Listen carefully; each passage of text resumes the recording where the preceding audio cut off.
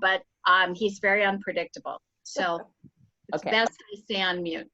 Well, one of the things when you and I first talked, Mary Kay, that we talked about, which I love the idea of a salon or just a living room conversation.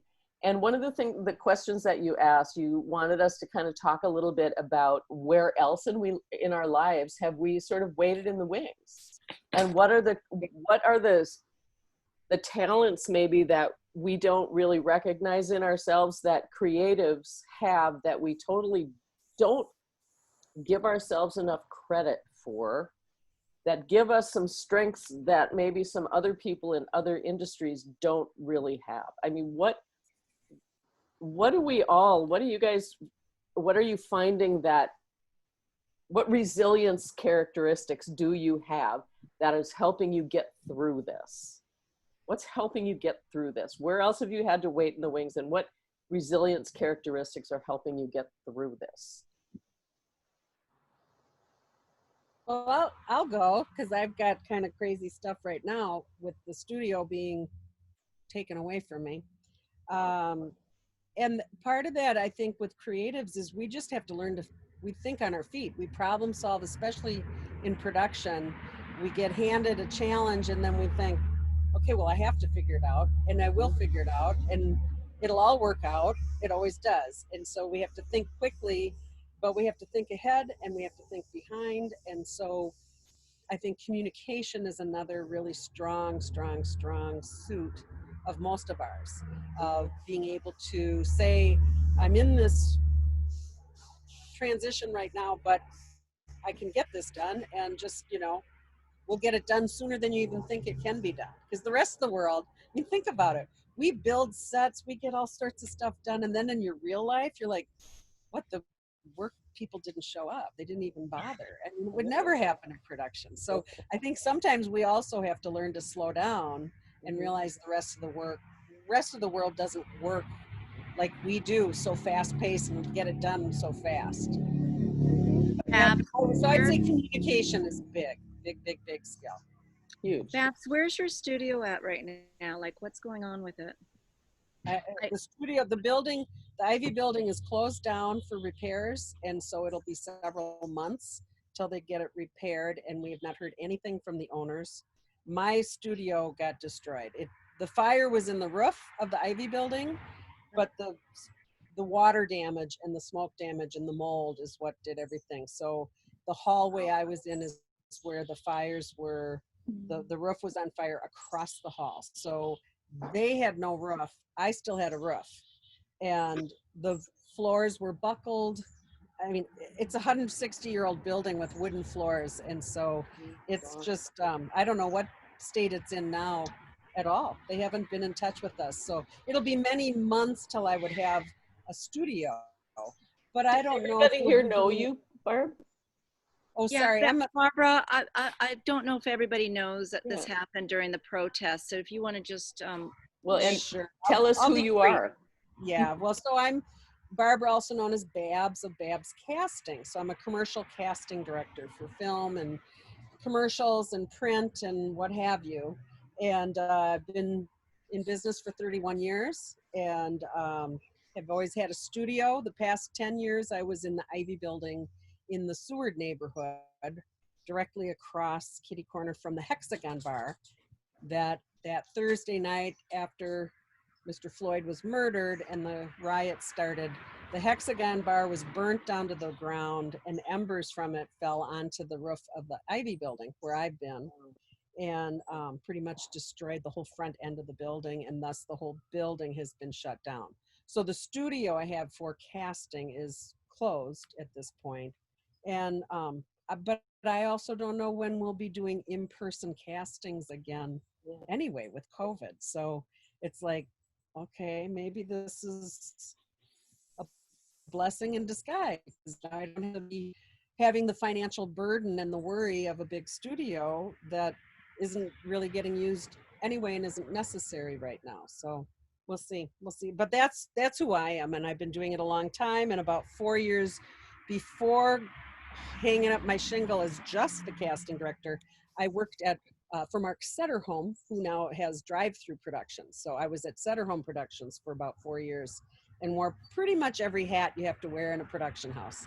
So I know production inside and out.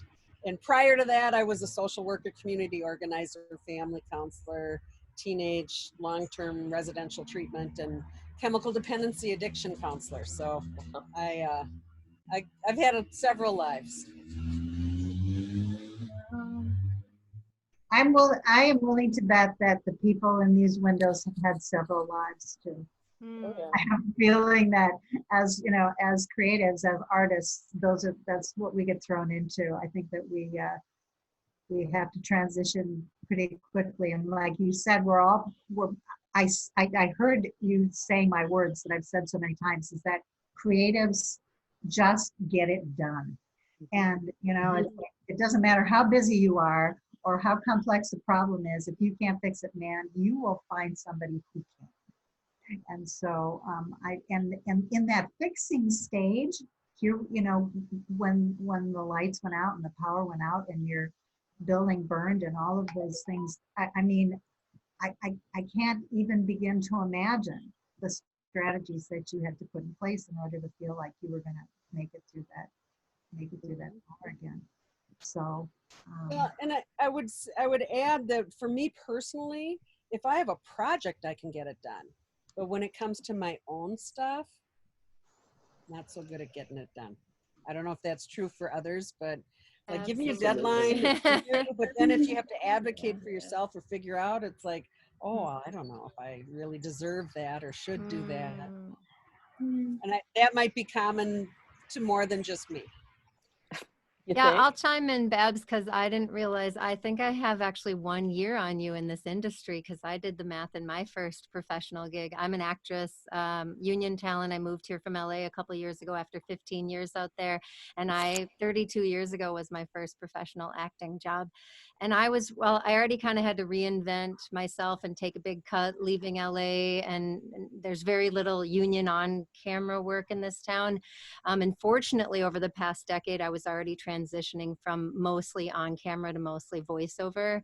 And I will say, and this has been commonly shared in the VO world, and I know Amanda does a lot of VO as well, that we have to be careful how we talk about it, because a lot of us have seen an explosion, an uptick in work, because so much on-camera stuff had to be moved to, now they're doing animation and stock photo and stock video, or they're shooting stuff where the talent is kind of off in the distance, and now there's more and more voiceover work. And I had a huge uptick at first, and then kind of a dry spell where I was like, whoa, does advertising, is that even going to be a thing anymore?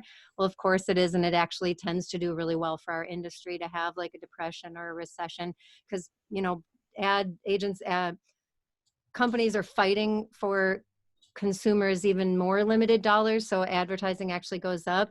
People can't go on vacation much these days, so they're spending their money on ordering food in and watching Netflix. They used to go out to movies, but now they're so they're still watching programming, but I think it's going to bode really well for the voiceover world. And I hadn't booked any kind of on-camera work since I moved here, but I did have an audition for a union feature shooting here. I just had an audition this weekend, and I'm on hold for a union series of commercials that are supposedly shooting here over the next week or two.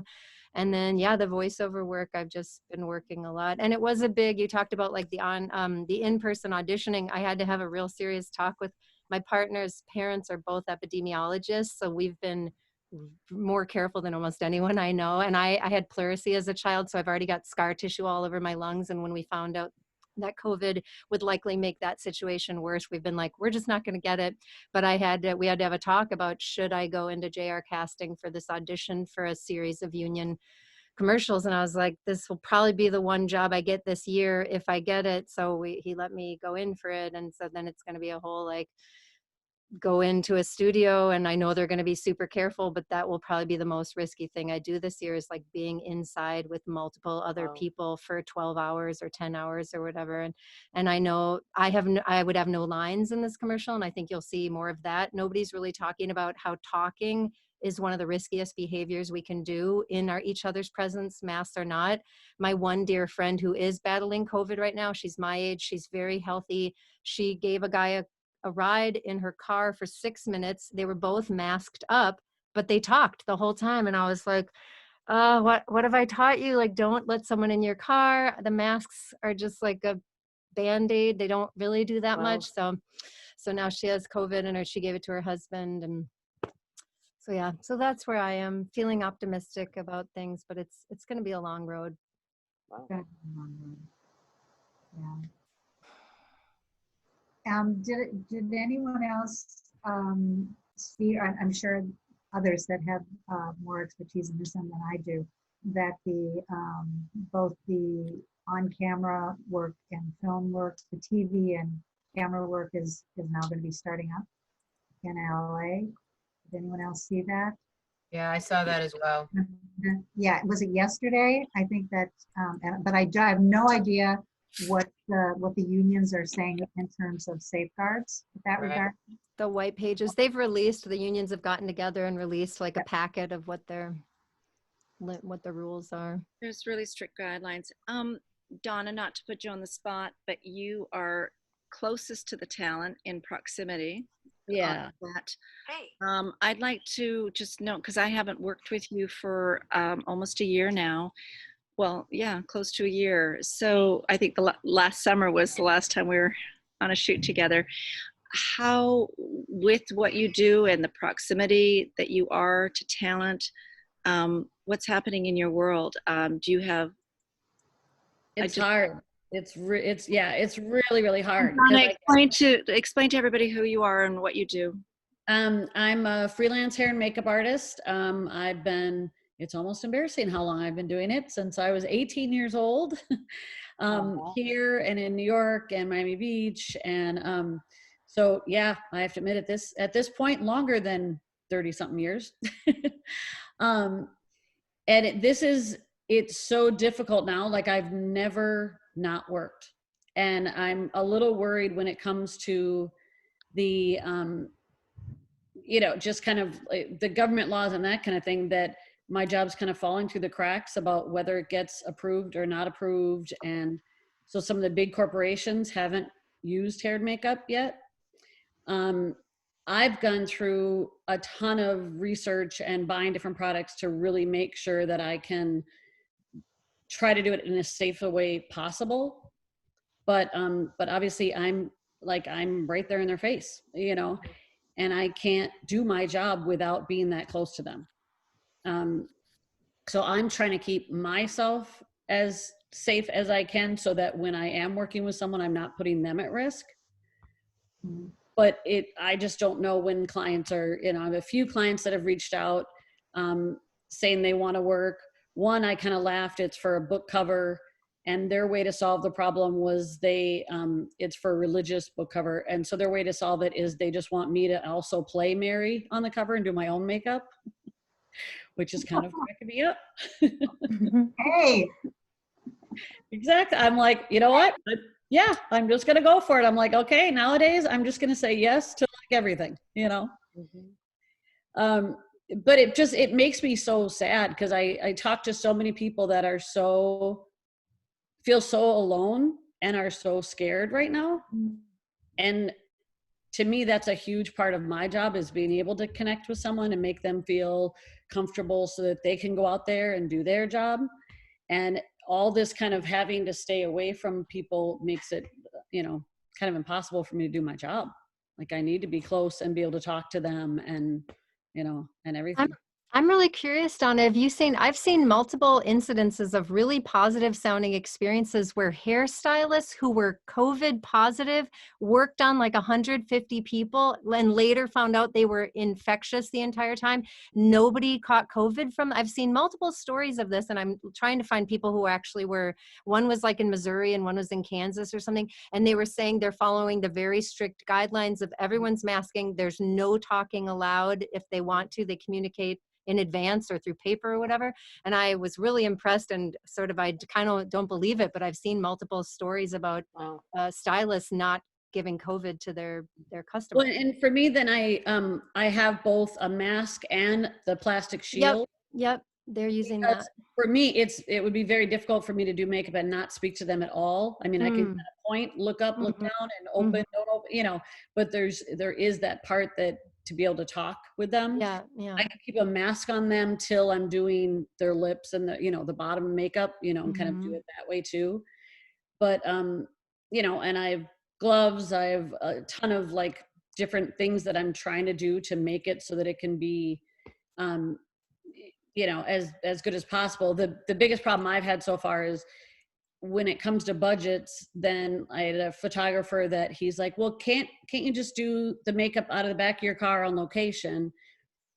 And before COVID, then yeah, I can make that work if there's no choice. But right now I don't feel comfortable unless I can really keep everything sanitary. I can't do the kind of wing it photo shoots like that. I was going to say that the reality of how we need to do things and what production wants to do, what the creatives want to do, they're out of touch. I mean, they've always been out of touch, but even more so now, where you just want to say, are you nuts? Yeah. Do you not read the paper? Do you not know, like Catherine's epidemiologist?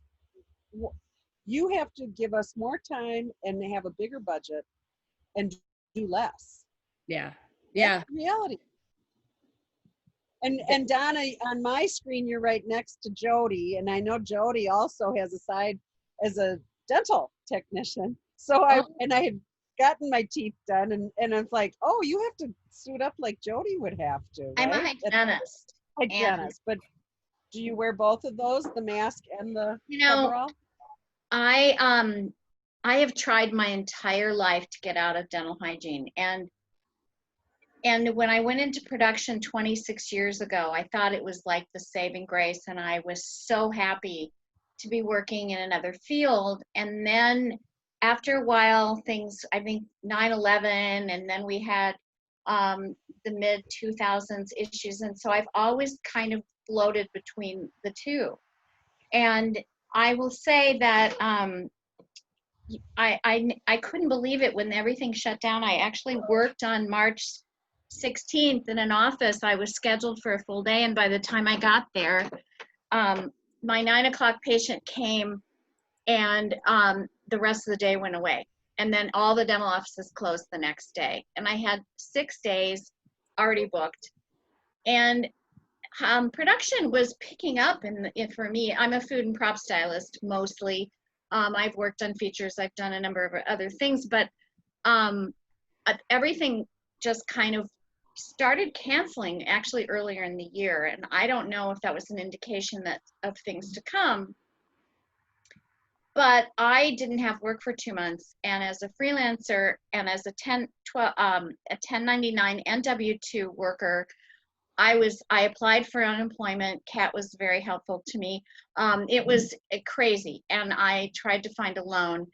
And on the 6th of May, one of the main officers, because I do temporary hygiene, but I have several offices where I've worked for many, many years. And the dentist at this office, we had a Zoom staff meeting, and he said to everybody, he goes, well, how do you feel about coming back to work next Monday? And the other hygienist didn't say a word. And I just went, well, whatever I can do, because I always come to the rescue. I'm in production. So we went back to work on May 11th. And I honestly, this has been a really, really difficult time for me. And working as a hygienist has been the most normalizing thing I do. I wear full scrubs. I wear a lab coat. I wear a PPE garment over it, which really irritates me because they're all going in the landfills, and you wear them for an hour and you're done. And then I wear an N95 mask, and I wear a surgical mask over that, and then I wear a shield and my glasses. The shield is doing creating a lot of issues for my eyes because I'm wearing my computer lenses, and then I see the shield, and then my eyes are just kind of all wonky from it. But in the beginning, I think people were so happy to be anywhere. They were so happy to come in and get their teeth cleaned, and I was just so happy to have income coming in. And it's as I said, I'm also president of Minnesota Women in Film, and so we've been very busy as a board trying to. We just basically reinvented our whole with our events committee. Thank you so much to Amanda and to Carrie and to Linda and to just everybody. Allison and Kelly and everybody has just stepped up, and we now are able to reach out in a very different way, and hopefully connect with people that might never have connected with. So I'm very, very happy that to sort of be the pioneers of this piece. For me, I don't know, as a hygienist, I've always been, that's not true. When I first started practicing, we didn't wear gloves or masks. And then AIDS hit. And then everybody went way over the top. And, you know, there were some places where you had to cover everything in plastic. So I have this garbage issue. And I am just, I really have a problem with landfill stuff. So everything was going in. So in some offices, I just snuck and I didn't do it. I wiped it down, but I wasn't going to cover the whole chair and all the everything in plastic. In the meantime, when I started practicing, you know, I'd come home from work. I'd be in my uniform at the time. I'd make out with my boyfriend. I'd make a meatloaf and put my hands in it, you know, and I just had it in someone's mouth with blood, and we'd lived, survived. Now, that's not to say that this is the same, but once 1985, 86, we started gloving and masking, you know, I wouldn't think about not doing that in the office. This is very, we are a very, very, the health profession does whatever we can to make it as safe as possible. And I think most people who are coming in are taking it very seriously. But I will say, before this, I would have patients come in, I'd review their medical history, and they'd say to me, I'd say, are you know, any changes? And they'd go, you know, I have the flu, but I didn't want to cancel my appointment. They don't do that anymore. So I'm kind of come from middle of the road. I'm very respectful of other people's, the mask and everything, but the fact that this has become so politicalized has just driven me to insanity. Well, Jody, I think one thing that you said, I think, is really important, and that is you getting back to work has helped to normalize. And Yes. you know, Mary Kay, when you and I first talked about this conversation, we were discussing how, you know, what other situations in our lives have we kind of waited in the wings, and what have we done as creatives to be creative about how we wait in the wings and how we deal with all of this. And I'm alluding to what Jody said about how MNWIFT, you guys, we were a brand new board.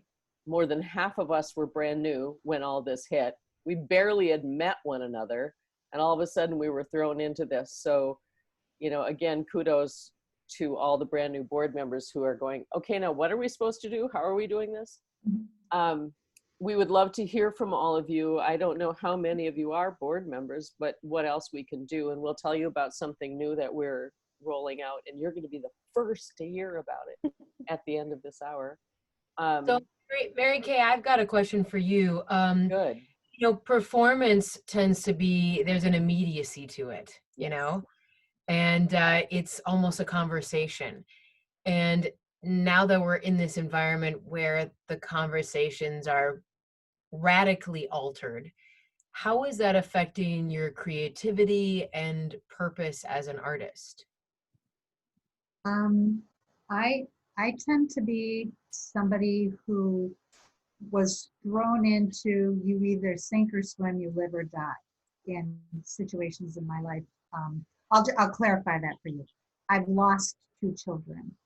So those are big sink or swim kinds of events in your life. And you take one road or you take the other. And I'm not sure how people go about choosing those roads, and I could never judge it. But those kinds of things in my life very early on in my 30s and 40s gave me this sense of positive thinking and looking for the light that I continue to do always. So when the lights go out, the first thing I try to figure out is how I'm going to bring that positive energy back into my life, because I know for a fact if I don't, it is freaking gonna kill me. Yeah. So that being said, I can't do art on the scale that I would like to do it, but I can continue. I've gone back and I've brought out scripts that I haven't looked at in a while. When I wanted to do a show, when I wanted to put Driving Miss Daisy and I wanted to do sort of a statewide tour with that, it was like, how are we going to do this? So started our own production company called Happy for That Theater Company, and we just started putting it out there and got picked up, and we trailered it around, and it was a wonderful experience. So when you can't figure it out, I always have to go back to how can I do it myself. And so I'm back into scripts. I'm back into learning some music that I really needed to get into my head. And there's this wonderful online Corsica. It's called Corsica, and you can take free courses. And so I'm going to plug into a course this fall in that, because I know damn well I'm doing nothing this winter. So I'm trying to create my island, right? It's like, who's going to be on your island in the winter days? Right now I'm sitting in I'm out in the fun in the sun, and everybody's on patios and, oh, let's go grab a drink down at wherever, which I do very little. I've only done that once. So I'm not saying that I'm kind of out there that far, but when I need to create this isolated island again, I need to get really creative in my head, because I know that my choices can be something that, I just don't want to go there. So, when you're stuck and you're bogged down and you're looking at all the adverse things that this has brought to our lives, that's where I have to go. And I have to find that creative energy by seeking out other people, other creatives in my life. It's the creatives that bring that energy to me. It's those people that I can talk to about those issues, and keeping it real. People who are going to tell me about having their fingers in somebody's mouth and then going and making meatloaf. It's like, those are the kinds. I gotta keep it. I have to keep it. I do. I have to keep that kind of reality based in my checks and balances in my life. If not, I would have been off the deep end a lot of years ago. Oh, I'm going to add this one to the lights going out. Nobody wants to celebrate their 75th birthday, with a cake they just pulled out of Sara Lee's frozen food that they ordered from the chip cart. I was like, this sucks. And then at the same time, I'm going, not so much. How many people didn't make it, right? You're still doing this. You're still able to do this. It's got to be more creative and maybe not as fancy as you wanted it to be, but it's still got to be. And so that's my go-to. That's my go-to for everybody, including my 4 granddaughters from four granddaughters from 4 different families, seniors this year. Wow. Seniors from 4 different high schools in 4 different cities. It's like, how was I going to make it from this rehearsal to this graduation to this party to this? None of it. I find that I really miss the camaraderie of I'm a hugger, and I want to give them a hug. It's really hard for me, and I haven't been out here late at all either. I'm actually taking care of my 85-year-old mother and trying to keep her safe, and so I've been really avoiding any contact with people or places where there might be too many people, and never anywhere inside. But I miss that. I miss that touch, that hugging, that, being so happy to see my friends. But I do find that keeping in touch via Zoom, so I can see their faces, so we can smile and laugh and react, has really been a saving grace. Maybe more phone calls. and everybody can tell that I've been missing them because I just talk and talk and talk and talk and talk. And then after I hang up, I think I talked way too much. I should have stopped a lot earlier. But you know, just, and sometimes I don't feel like getting on a Zoom call. Sometimes I don't feel like I want to have the camera in my face and all that stuff. But I'm glad that I get over that and take the time, because I feel so much better after I have done that. You know, and then we try and keep a regular thing going so that we still have that human interaction that's so important. That's really helped me a lot. Yeah. Yeah. That, and I'm and an event producer. I produce live events, corporate events, big events. They're gone. Oops. Yeah. Yeah, they're gone. But luckily, I'm the queen of reinventing myself, and I have been for, I mean, anyone who knows me, they're like, didn't you used to do this and didn't you used to do that? Well, now I produce online events, and I did not have any fun sitting down and learning different platforms. That technical stuff was the last thing I wanted to do, but I had to do it, and you know, I found something interesting in it, and so I'm able to survive that way. So reinvention, keeping the human contact, just being thankful that I have the opportunity to learn something new, even though it doesn't seem like that much fun to learn it. Right. Well, and with that, were you going to say something, Mary Kay? I was just going to say one thing. All of those positive people that I try to circle back with in my life, everybody is talking about gratitude and those things that we need to be grateful for. And there are a couple of days where I went, no, I'm really not. Well, this isn't working. This gratitude thing isn't working for me today. But I sort of spun that around one day. I sat there and I went, how selfish can you be? I have a very nice life, and I'm comfortable with the beautiful family that I have. So if I can't have gratitude, I at least need to be gracious. So that's where I've spun it to. I've spun it to, I don't need to be grateful every damn day, because I'm just not going to be. But I better be gracious. And so that was the light. The light bulb went off with that one. I went, okay, I can do that. That I can do. I can do that. Thank you. That's perfect segue for us. And it's 5 minutes to the top of the hour. And what Kathy and I have been, Kathy Ferry, who is our vice president, and I have been chatting privately, we'd like to do a little round robin short intro to actually meet everyone who's on here. We don't know everybody. So I'll do a quick thing. And I loved Linda's comment about how we've all done some reinvention.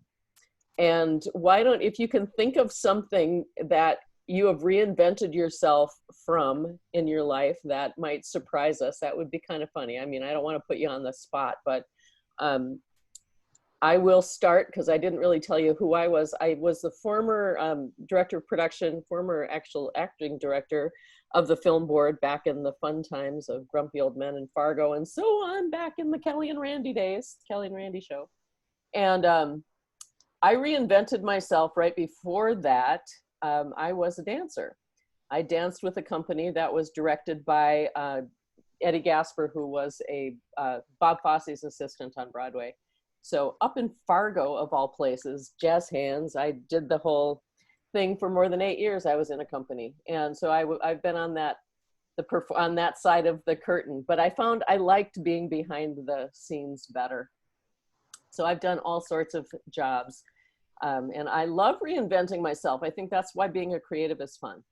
So right now I'm a certified coach, and I run an online community for women who are reinventing themselves. And I have a coaching practice called So Do It, where we make shit happen.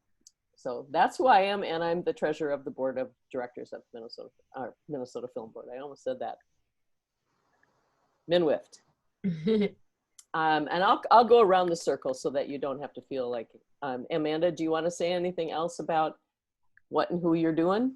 How are you reinventing? Yeah. Well, my spirit animal is the phoenix, which, reinvention incarnate. Mm-hmm. I mean, I've done some weird stuff. My degree's in international business. So I did high-tech sales, and I was a loan officer and real estate developer, and full-time mom, and then totally found my calling in acting and voice work.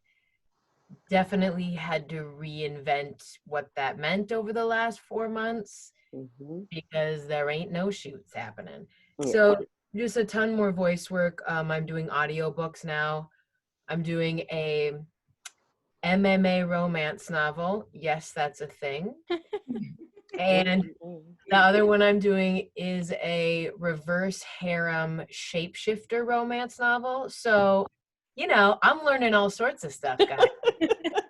It's pretty awesome. It's pretty awesome. Thank you. Kat? I've had two big my spirit animal is the hummingbird. Okay. Because I bring joy and levity to situations. And I've had two big, and I love that you mentioned the Phoenix, Amanda, because when people from other cities, states, countries check in, they're like, you're in Minneapolis, you're at the epicenter. I live like 3 blocks away from where George Floyd was killed. I keep using the Phoenix as the metaphor of like, I see my city rising like the Phoenix from the ashes. Maybe I'm wrong. Maybe I'm too much of a hummingbird and see the light and everything, but that's what I'm currently seeing. I was a math and science genius as a child, and I withstood a traumatic brain injury when I was like 21 when I was in grad school for international development and sustainable agriculture. And then I became an actress cellist for the past almost 30 years. So that was pretty cool for me. And then I also spent the past few years transitioning somewhat less focusing on acting and more I'm a certified death midwife and adaptive yoga instructor, so trying to be more of service and helping people with disabilities. Okay. Yeah. Cool. Donna? Well, as I said before, I've been a makeup artist since I was 18, so I've always done that.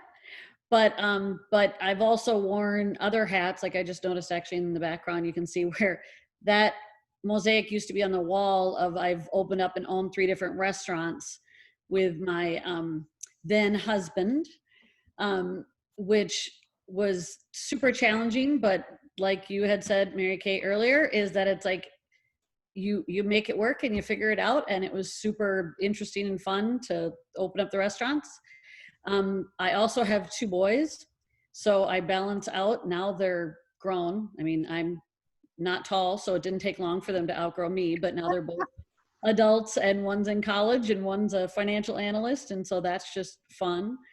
So yeah, I guess when it comes to the whole, not necessarily reinventing, but just kind of taking different aspects of myself and kind of balancing it out, and you know, at different times, and doing that. So I just feel lucky that I've been able to do what I truly love as a career my whole life.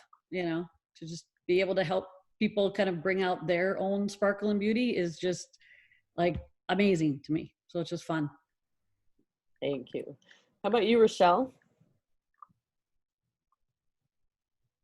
Yeah. Hi, I'm Rochelle, and I really appreciate that you guys have sort of pivoted and brought this stuff online, because this has been a group that I've been trying to connect with now for a while, and it's finally working out virtually. So I'm super happy to be here. Great. So hi everybody. I am post-production. So video editing, assistant editing here in the Twin Cities. And that actually was the start of my career. I had gone to film school out in Santa Barbara, and then I moved down to Hollywood, and I worked down in Hollywood in the 90s in the studio system. And I loved it. But, you know, I was native to Minnesota, and when it came to sort of pivoting and starting a family, we came back to Minnesota. Well, my husband, he's from Alaska, but so it wasn't that big of a change for him. But so I did a big, you know, sort of shifted away from the career and became a stay-at-home mom for a long time. And, you know, I'm very thankful and that I had that opportunity. My kids are older now, and I, while they were younger, most people don't. Those who know me, I pivoted to being a personal trainer, and that was sort of my stay-at-home mom job.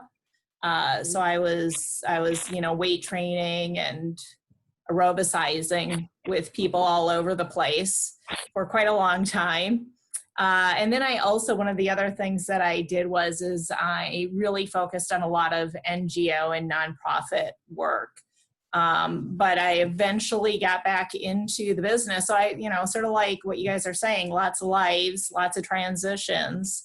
And I'm really thankful that I've been given this sort of second opportunity to return to the career that I love. Well, welcome. I'm glad that this online stuff is working out for you. This is, I think, well, you'll hear a little bit in a little bit about how we're taking that even another step. So, Alan? Hello. Hi. I have an air conditioning going. Is that too loud? No, you're fine. Okay. I'm a filmmaker. I heard about MNWIFT from other people in the industry locally. So, yeah, I'm just here to learn, to see what this is about. Here to support you guys. So, I also have a podcast called Film in Minnesota. So, we frequently interview as many people as we can. So. What's the focus of your podcast? Well, just that, film in Minnesota. But for now, we've just kind of changed it up to going over different categories of things. Are you looking for people to interview? We are. We prefer in-person interviews when we do. But just for audio quality. But all right, we're open to new challenges. So. Post the link to your podcast in the chat. Okay, get you some followers. Mary Kay, did you have something you wanted to say? No, I just didn't. I was interested in knowing what the name of the podcast. The podcast was. Yeah. Make sure you post the link. That would be great. Jasmine, how about you? Hi, how are you guys doing? Good. Good. Thanks. Hi. Thanks for having me. I was actually a board member back in the day. I think, what was it, Kathy, like 10 years ago, something like that. Kathy served with me back then even. I think it was more than 10 years ago, but we were I've been producing this, that, or the other thing since I've been 18. And I spent the last 10 years in California. Well, I guess I've been back out here for a little bit now, just going on a year. But I was out in Cali for 10 years, and it was interesting because we really spent time. I became a writer, and I absolutely love that. I think that's really tremendously helpful in all aspects, when you can kind of go to that side of it too. So I'm excited to be back and, make connections with people that I did before and make some cool stuff. Great. Jen, and tell us just an extra minute, if you don't mind, just what are you doing while you're waiting in the wings, or are you writing still? Yeah, I'm writing. I'm just now starting to look to get back into some more production work. So I've got a couple feelers out and everything, but the last 10 years we've kind of focused on our own stuff. We had a couple projects that got really close, but didn't quite get to that green light. But yeah, I got my first script is out there right now. So still working on going. Thank you. Yeah. If anybody else wants to share any podcasts or websites or any of those things, please pop them in this is all about connecting with one another. So emails, whatever, pop them in the chat. And then if you want to save the chat at the end of the evening, those 3 little dots next to the word file, if you click on those 3 little dots, that will save the entire chat to your desktop or somewhere on your computer. Evelyn. Oh. Hi. Hi. So my background is I was working in costume and film and television in New York. I, after a while, decided to kind of change just because the lifestyle's all consuming. But I still love fashion, so I went into corporate fashion. Now I'm in a media company. And I came across this meeting because I'm looking into Minnesota and their film industry. And I was like, oh my gosh, this seems like a great chat to be a part of, or at least listen to. I think for me, what I miss the most of set life is collaborating with everyone. But I think it taught me a lot. I feel like I'm very scrappy and I know how to get things done. And so I really, in this time, I've kind of just remembered and, you know, in my strength and what I did during that time and how I learned so much. So for me, it's, I miss it fondly, but I think it's, it really molded how I am and how I work. So it's a great industry, and I'm really happy that I came across this. I was, now I kind of do like research for the company.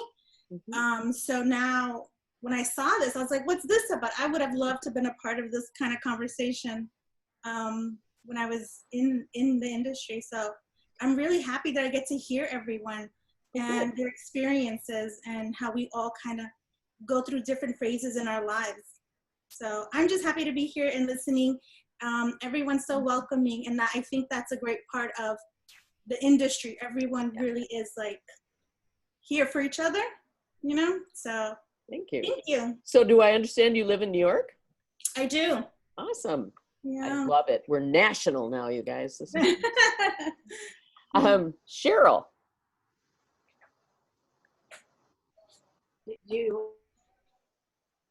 Whoop. Can I unmute you, or are you not going to talk? You don't have to. No, I'm trying to unmute. Oops. Okay.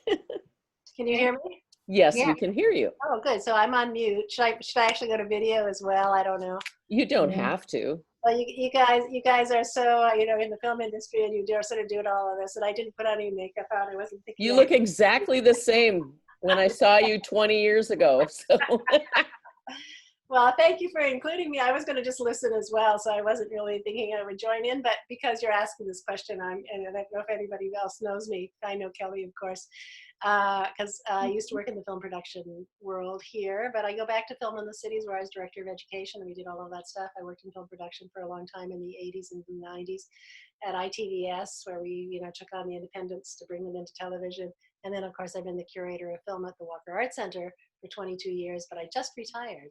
And I retired just in time, I guess, just at the moment when all this happened. Yeah. April 1st was my retirement day, April Fool's Day, and then everything, of course, closed down completely. So I'm figuring out what to do next, and I actually have been digitizing all my Super 8 films from my years of living in Paris, all those years in the 80s. And I've just signed up for a digital editing class at Film North, which starts on Wednesday, to start working on this project again. So I guess I'm in the midst of thinking about what to do. So I thought it was really exciting to see this is happening tonight. So I'm glad to be included. So thank you. Fun. Well, you make me remember our roommate days at Sundance, back when Sundance was still small enough to just go hang out for a few days. Yeah, that was a long time ago. I know, many years at Sundance and all the things that we've done there, and stayed connected to the independent film movement and all of you worked on the independent film movement to keep it vital. It's been exciting, and so I had the easy part. I always said the easiest part of the film world is showing them, and that's what I got to do. I got to be the film curator, so I showed films from all over the world and all over, and from Minnesota as well. And we did Women with Vision and the Women Film Festival with a lot of women filmmakers in it as well. So it was really great to be part of that for such a long time. But yes, it's exciting to think about what's going to happen next. So I'm happy to have been included today. Well, thank you very much for showing up. And then we've got another Kelly.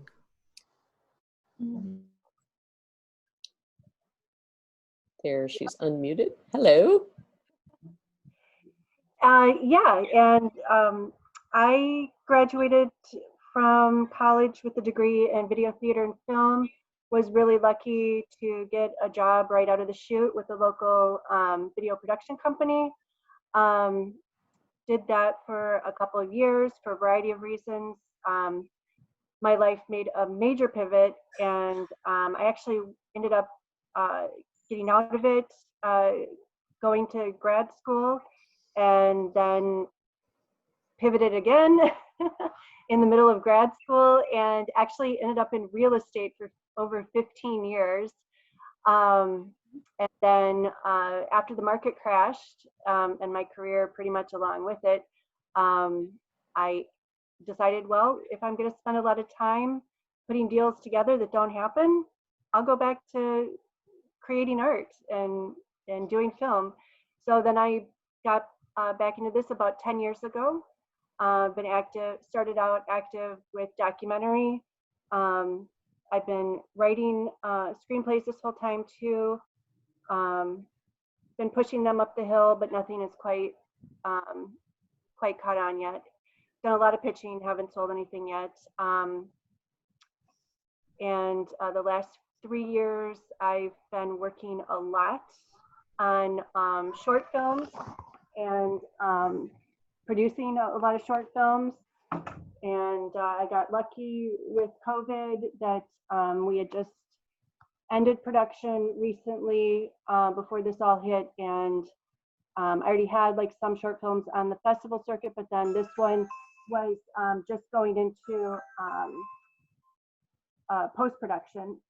So I got lucky there, and I already had a doc that was in post-production. So that's how I've been able to keep busy through this, plus continuing to write. And I'm actually in pre-production on another short film that we're going to try to shoot this fall because it only has 2 characters. It happens to be only 2 characters and happens outside. Good. So we thought we might go ahead and try it, and everything like that Donna was saying and other people were saying about all the gear and all the steps you have to take, because we've been going by the DGA rules, and actually the director, because we're trying to have like an all-female production crew. The director is a female director from Canada, and they are way stricter than we are with everything. So they've really got a handle on everything to do this properly. So it'll be a grand experiment, and obviously as things change daily, we're planning, but we're also being flexible that it may not happen, because Kelly, what was the name of the project you just finished? Sorry to interrupt. What was the that you just finished production before COVID? Oh, it hasn't come out yet. We're in post. Okay. Yeah. So it hasn't come out yet. Well, keep us updated and let us post it when it's ready. Yeah. Awesome. So, Babs, did you have anything to add to who you are and what you've done? What I will add briefly is that I love stuff like this. It's very easy for me. I'm very extroverted, off the charts extroverted. And so to feel connected and see faces fills me up. And at the other extreme of being so extroverted is I'm also very easily feel isolated and like I'm all alone in what I'm going through.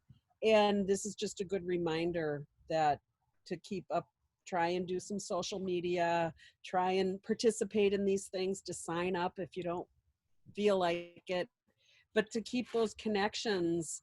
And that helps with the problem solving, and it helps with redesigning your life, because it's like those people can help remind you of, wait, you've got these skills, you've got those skills. I love this about you, that you might not be able to embrace yourself or see yourself, but I think be part of a community when in this time of isolation is just so important. So I really appreciate you guys putting this together. And I am not a joiner. I think those of you at Women in Film know that, because you wanted me to be part of it. And I just I don't join these group things, but I do enjoy this kind of experience. And so I appreciate seeing everybody and hearing everybody. Wonderful. Kathy, I think I skipped you. Do you want to say a few words about who you are? I'm Kathy, and I'm a chatter. You know, for those of you who grew up in the 60s or 70s, there's a doll called Chatty Kathy. Anyway, I'll try to keep this brief. I'm from Vancouver. So to Kelly's point, Canada is very, very strict on the COVID guidelines. When COVID broke up, I was in Palm Springs with my mom, and they announced it, and my parents had 10 days to get to the border because every Canadian that's a snowboard had to get to the state line before they cut off their insurance. So I flew back to Minneapolis. My parents went back to Canada, and I haven't seen them since, and I don't know when I'm going to see them again. So I feel a little alienated from all of that as well. I came back. I had a bunch of projects in March that got canceled immediately. I've been a producer for 20 years, and so everything I've done is production. When I was in Vancouver, I started in the film industry, and then I reinvented myself when I moved to this Minneapolis and got more into commercial and video production, corporate video production. Just one moment, I'm going to yell at my son. Just 1 second.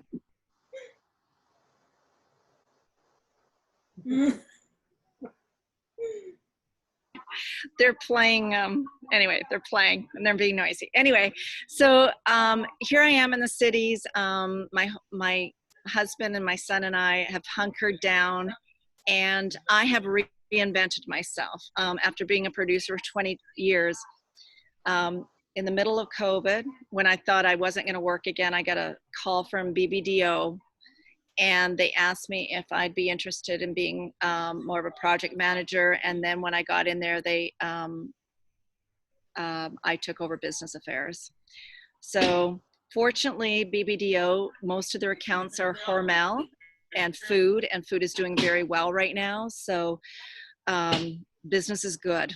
And so I'm not saying this is where I'll end up forever. I love producing, and I love working with crew, and I love being on set. Donna knows that. We were shooting outside a lot last summer, and I just love that. But right now with COVID and being inside and being able to do business affairs, and I'm still working in the industry. And I think if we're not ready to reinvent I think the only way we're going to survive this is to be able to reinvent ourselves at any moment.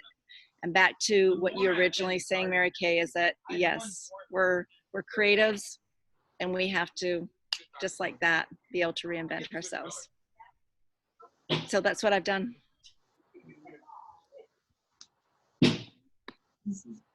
I was muting everybody to see where that noise was coming from. So. Did you guys actually hear that, or was the noise in the background taking away? We could hear you, but we could also hear the noise. We're good. Okay, hold on. I'm going to yell at them again. So Mary Kay, it's down to you for the last words as we wrap up this conversation, and then I'll do a little bit of housekeeping, and then I think we're done. Yes, I agree with Rochelle. Mary, I have nothing to add other than, and I am feeling an enormous amount of gratitude, and I will end with that, because I believe that everybody pretty much dumped themselves out here today, and I think that that's probably the best thing we can do at any given moment in the midst of all of this, is to just be really, really honest. First and foremost, honest with ourselves, and then secondly, find those people that you can be the most honest and the most true with, and that's what I've been trying to do, and I can certainly believe that everybody in this Zoom room. I would have never thought that I would have ever enjoyed getting together in a picture setting like this, but I've been doing it more and more and more. I'm doing it with rehearsals, I'm doing it with meetings, I'm doing it with my family, and I'm loving it. I know. And that, to collect my thoughts around that too. You know, this is hell for extroverts. This is crazy time. And if you want to connect, I'd love to connect with you at any time. I'm up for coffee or tea or whatever. So. And I hope that that you can gather back your business in your studio as soon as possible. I've been heart broke when I heard all of that. Thank you for having me. Thank you. Thank you for window for me and turning on a little more light for me in my darkened wing world. And we're gonna make it through this. This is not something we're not gonna make it through. We're gonna make it to the other side of this. Absolutely. If you want to see the other side of a really good story, there's something I leave you with to look up, and it's called the Stockdale Paradox. Look it up. What is Stockdale? Look up the Stockdale Paradox. Look it up. Okay. I won't bother to tell the story because the story in and of itself is something that you can look up and reflect on right now in this moment of we're going to make it to the other side. Thank you. Thanks. Mwah. And I will leave you all with some breaking news from MNWIFT, Minnesota Women in Film and Television. We have been using this time to do a little reinvention. Like I said, we were a brand new board. And so some of those poor new board members were like, we're doing what? How are we doing this? We've got to react. And so people just dove in and started throwing up events. Nobody knows how to use Zoom. And they're like, Kelly, can you do, I mean, we're just like, we're reacting. But out of all of this chaos, and I'm sure I'm going to get some smiles out of some of the board members, out of all of this chaos is coming some organization. And if anyone on here is interested or is like me, who likes to be the first in the door, we have created an online community on a platform that is a woman-created, women-run. They actually have more than almost 20% non-white employees in Silicon Valley, which is a very unusual thing. And the platform will allow us to create special groups for people who have interests in different areas. It will allow us, we're going to turn on after, we don't know yet, but we'll be able to do online courses similar to all of the Kajabi and all of those online course platforms where we can actually teach in big courses. But most importantly, we can have these kind of conversations. So I put some links over in the chat. And it's right now the URL is minwift.mn.co. You can jump in there. It's free to join for anyone. And this is where we will start sharing some of the members only benefits as we start building it. But you are all the first people to actually be let in that aren't board members. So we've created a special group for waiting in the wings. Mary Kay's already in there. And if you want to continue this conversation, and please invite your friends, there's a little invite button when you get into the group. Just click on members and you can invite your friends in. And we want to, we're trying to get off Facebook because we're not exactly happy with, you know, don't have to say more. Yeah. So join us in our MNWIFT community, where we will be able to have tons of events. We're going to invite other community groups to have their own presence in there, you know, maybe. So anyway, we're building it. And if anyone is intrigued and wants to help me build this community, and Allison and the whole board, let me know. But that's it. Just come on in and let's live in our little online community. Think of it as our headquarters. So that's that. Yes, Miss Barb? The question. Okay, I don't see these dots that you're talking about where I can save the chat. Do you see at the bottom where you would write a message in the chat? Oh, wait. Okay, let me open the chat. Sorry. All you Zoom aficionados that I'm not. Okay. There's a place where you write a message and it usually says everyone.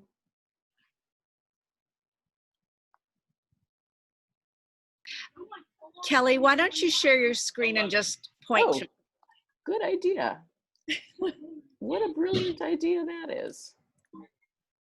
Okay, am I sharing my screen? Yes. Can you all see yourselves? So if you look down here at the bottom of the chat, these three little dots right here, save chat. And then you say show in Finder and it'll tell you where to find it in your Finder. And the other special thing is if you don't like, look, apparently Zoom fatigue is a thing. So if you don't like looking at yourself, you can click on the three little dots hovering over your own face and you can hide self view, I think. Yeah, over your face. So hide yourself. They say it makes you tired looking at yourself. I love learning new things, and you just got me through a new thing. Thank you. Really? And there's no extra charge for this. No extra charge. No extra charge for Kelly's tips on Zoom. So come on into I might even share them in the community. So come on into the community and let's get going in there. I want to hear other ideas. We love having New York people. So come on in, Evelyn. Hang out with us in there. Yes. Does anybody have any questions? I'm going to stop. Let's see. Where's the recording?